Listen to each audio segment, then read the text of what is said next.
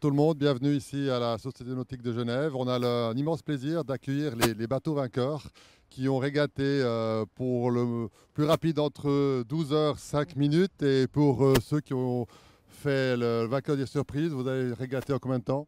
En 23h28 à peu près. Et entre deux, nous avons le premier des monocoques et Oyster Funds et vous avez régaté En 15 heures 3 minutes. Voilà, donc ça vous donne un beau panorama de ce qui a été fait durant ce week-end. Et on revient peut-être sur la victoire de Tilt, parce qu'effectivement, c'était une victoire extraordinaire. Je veux dire, c'était une ambiance fantastique à 22 heures. Peut-être pour ceux qui étaient encore sur le lac, vous pouvez peut-être nous expliquer comment ça s'est passé. Ouais, bah alors, Sébastien Schneider, qui était évidemment à la barre de Tilt. ouais, après une longue remontée sur le Bouvray, on a eu la chance d'avoir un gros grain qui nous a accompagnés pour le retour. Et avec ce gros grain, on a vraiment filé toute la flotte des E35, plus de 20 nœuds au reaching, et c'est vraiment là que ça s'est joué.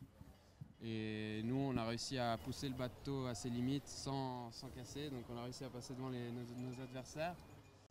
Et là, jusqu'à la fin, après, il y a eu une belle bataille de jive avec Alinghi. Et comme vous pouvez voir sur les images, ça s'est vraiment joué à, je pense, à une vingtaine de secondes. Donc, 18 secondes, 18 ouais. secondes. Imaginez-vous, c'est vrai qu'après 12 heures de course, 18 secondes vous séparez d'Alinghi.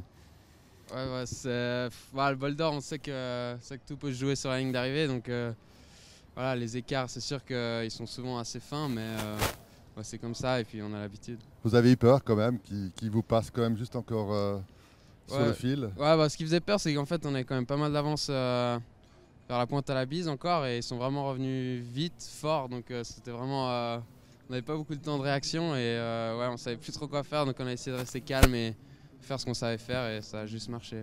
Il y a un autre moment qui était assez extraordinaire, qui était probablement décisif, c'est quand vous étiez côte à côte avec Ocalis, barré par François Gabard, et vous étiez tous les deux entre 15-18 nœuds.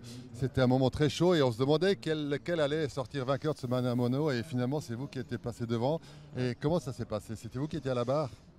Oui, j'étais à la barre et là, à ce moment-là, c'est vrai que nous non plus on savait pas trop, on savait qu'ils essayaient de nous écraser par au-dessus, et donc nous on essayait juste d'aller le plus vite possible, et on était vraiment à fond. On avait un gars sur le chariot, un gars pour le choquer, et voilà, on était à fond. Je crois que les gars ils sont complètement morts, mais on a fait vraiment un bon travail et on a vraiment poussé physiquement le bateau.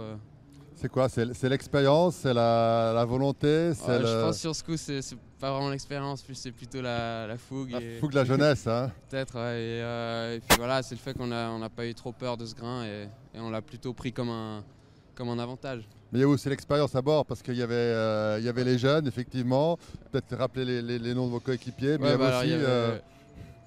pour ce bol d'or, on a recruté, je pourrais dire, on a recruté mon père, Alex Schneider, voilà, pour nous aider dans les choix tactiques, pour aider Tanguy qui a peut-être un peu moins d'expérience au niveau du lac qu'Alex. Et donc donc ça c'était un peu le transfert du bol d'or. Mais sinon à bord il y avait les jeunes, il y avait Lucien Cujan, Arnaud Psaros, Brian Métro et moi-même. Voilà, puis il y a Arnaud qui a barré au début, hein, si je me rappelle bien. Donc avec Arnaud, non, alors j'ai quand même barré le départ, mais après sur les lignes droites, les moments où il n'y avait pas trop de manœuvres, on essayait un peu d'alterner pour vraiment rester au maximum de notre concentration.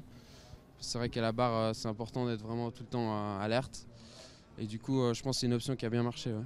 Quand vous avez vu le plateau, vous avez pensé que vous pourriez gagner ce bol d'or aujourd'hui? Vous étiez parti avec cet esprit? C'est sûr qu'à chaque course, on part pour gagner. Après voilà, sur ce bol, on pensait plutôt à contrôler nos adversaires directs. Donc là, en l'occurrence, c'est Alinghi pour le championnat de la saison. Et du coup, on avait toujours un œil sur lui, et en fait, ça nous importait peu de gagner tant qu'on était devant Alinghi. Donc là, gagner, c'est sûr que c'est la cerise sur le gâteau, mais je pense que pour chaque course, on part pour gagner. Donc c'est sûr que... Absolument. Magnifique. Bon, restez avec nous, on va continuer. On va parler à l'extrême, puisqu'ils sont arrivés ce matin. Peut-être racontez-nous un petit peu votre course, dites-nous qui était votre bateau, et comment vous étiez composé. Voilà, donc nous on naviguait en surprise sur le bateau pile ou face, et puis donc on naviguait à 4 sur ce surprise avec Damien Mermou à la barre, Fabrice Darbolet à la tactique, Julien Sudan numéro 1 et moi Cédric Pochelon à l'embraque. Ça s'est assez bien passé dès le départ, où on est parti à la côte suisse. On a pu tout de suite se dégager un peu en tête de flotte. Ce qui fait qu'après, on a recroisé sur le côté France pour contrôler un peu la flotte, avec notamment les favoris qui étaient de ce côté-là. Et puis ensuite, on a touché le grain au niveau du Bouvray, au près. Donc c'était un passage un peu difficile. Et puis on est arrivé en tête au Bouvray. Après, sur le retour, on a un petit peu laissé la porte ouverte côté France, où on a un concurrent qui a profité pour prendre l'avantage à ce moment-là. C'était qui? C'était un des favoris? C'était Greenwatt. Donc on pensait bien qu'il ne fallait pas qu'on le laisse trop passer devant, parce qu'il pouvait faire quelque chose. Et puis heureusement, au petit matin, on l'a vu, il était un peu devant, et puis on a heureusement pu revenir sur lui avec du vent qui revenait par l'arrière. Et puis après, ça s'est joué dans le dernier kilomètre, en fait, où on a réussi à reprendre l'avantage. Avec combien d'avance sur la ligne d'arrivée? Finalement, avec un quart d'heure, mais comme il y avait peu de vent et on a des bateaux qui vont pas vite, ça fait pas beaucoup en distance. Ça fait pas beaucoup. Et donc vous avez battu une flotte de quoi, 106 bateaux au départ, hein, je crois, aujourd'hui. Oui, 100 et 110, je ne sais plus exactement. C'est une magnifique performance. C'est la première fois que vous avez gagné le bol d'or, ce qui vous concerne? Oui, alors c'est la première fois en surprise. Et puis c'est vrai que devant autant de concurrents, c'est vrai que on sait qu'il faut toujours un peu de chance, parce qu'il peut toujours y avoir tellement d'options sur 100 bateaux qu'on est content d'avoir réussi cette année à sortir devant. Ce que je trouve extraordinaire quand on le regarde, il n'a pas l'air du tout fatigué, il a l'air en pleine forme et il répond aux questions, c'est extraordinaire. Je trouve bravo. On a dormi une demi-heure quand même. Oui, voilà, exactement, magnifique, extraordinaire. Alors, je me tourne maintenant vers les deux représentants de voilà, le skipper du bateau, Philippe Gay, bonjour. Bonjour. Alors, je me rappelle, on s'est vu vers 1h, 1h30 du matin. Oui, c'est ça. C'était ça, une arrivée en pleine nuit. Et c'est vrai qu'on attendait plutôt deux autres bateaux qui cherchaient le bol de vermeil, parce que pour eux, ils avaient un vrai défi de pouvoir le garder. Et finalement, c'est vous qui êtes venu en outsider, mais peut-être pas si outsider que ça. Hein. C'est vrai qu'on s'est accroché dès le début de la course. On n'est pas forcément très bien parti au niveau de la flotte. On a fait un bon départ, mais les vents ont fait qu'effectivement, il y a eu des options vent qui ont permis à nos concurrents d'être mieux placés que nous. Mais on s'est accroché tout le long de la course, on a pris des belles options, on a en particulier pris des options très très proches de la côte, France après Evian, où on virait à 15-20 mètres du bord pour choper les derniers petits airs qu'il y avait.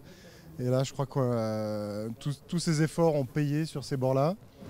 À bord du bateau, on a aussi été extrêmement concentré tout le long de la course, ce qui n'est pas forcément évident dans les équipages comme les autres. On était 8 à bord. Hein. On était 8 à bord. Donc toutes ces options-là ont finalement payé. On a pu remonter petit à petit et reprendre notre place petit à petit jusqu'à la dernière minute. C'est-à-dire qu'on est rentré dans le truc où... Vous aviez fort à faire aussi. Hein. Exactement, ça s'est fini ici avec un dernier petit coup de molène où on a passé la ligne 8 ou 10 secondes je crois devant Abseros 33. Donc c'était tendu tout le long. Et puis après vous avez un peu récupéré, vous avez fait la fête, comment ça s'est passé Sébastien? On a récupéré, on a bien profité des lasagnes à la nautique et on a mangé un coup. C'est vrai qu'on n'a pas vraiment eu le temps de se nourrir. Et après, on a passé un bon moment avec un bon moment avec l'équipe. On a célébré ça, mais c'est vrai qu'on était quand même tous assez claqués et finalement, on est quand même rentré chez soi pour dormir. Ouais. Et puis là, vous allez recélébrer aujourd'hui alors, hein, c'est la grande fête pour le bol d'or. Hein. Ouais, c'est sûr, aujourd'hui on va profiter de ça encore une dernière fois et puis après on va se remettre au travail. Remettre au travail, ça veut dire quoi? C'est quoi les projets maintenant? Donc là au niveau du D35, il y a quand même une petite pause jusqu'en août où il y a les prochains Grands Prix. Et du coup là on a tous un peu nos projets individuels. Personnellement, je vais naviguer avec Lucien Cujean qui était aussi à bord hier. Et donc nous, on prépare une campagne olympique en 49er. Voilà, magnifique. Et en ce qui vous concerne, les projets de voile et autres?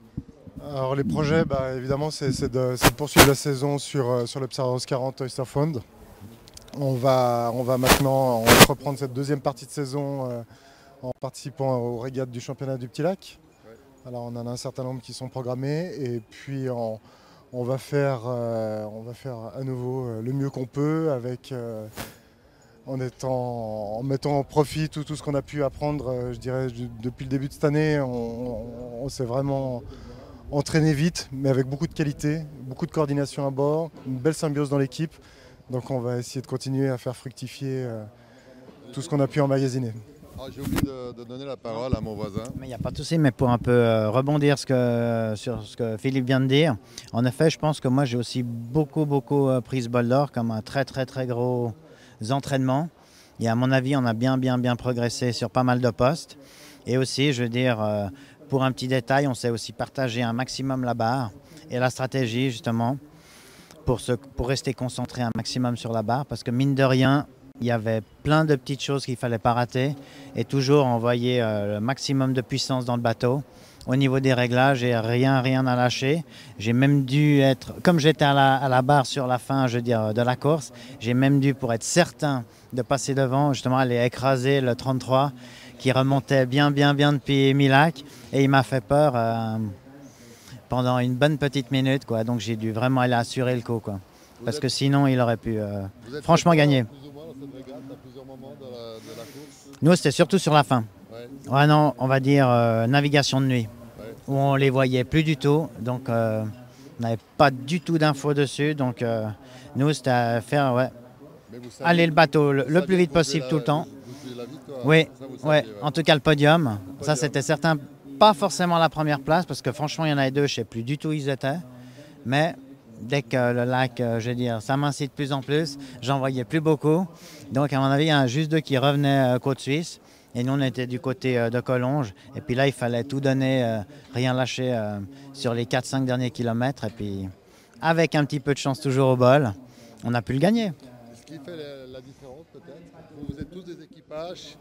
Pardon, je vais reprendre le micro. Ce qui fait peut-être la différence, c'est que vous êtes tous des équipages qui avaient l'habitude de naviguer ensemble. C'est le cas chez Tilt, évidemment. Mais est-ce que c'est le cas sur votre surprise et chez Oyster, c'est un peu un équipage un peu stable ou bien?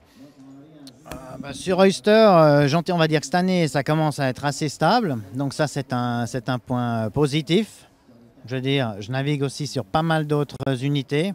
Et je pense que la stabilité et puis le côté, comment je pourrais dire ça, on va dire fidèle d'un équipage finit toujours par payer. Ça, j'en suis convaincu. C'est aussi votre cas? Alors c'est un peu moins notre cas, puisqu'on était plutôt une équipe de copains qui avons tous l'habitude de faire du surprise, mais d'habitude sur différents bateaux. Certains sont passés par le centre d'entraînement à la régate, d'autres pas. Et puis c'est finalement une équipe de copains qu'on a décidé de réunir cette fois sur ce bol d'or. On s'est entraîné quelques fois ensemble sur des régates du mardi, puis pour venir faire ce bol dans une bonne ambiance et avec un bon résultat à la clé. Vous êtes basé où? À quel club nautique?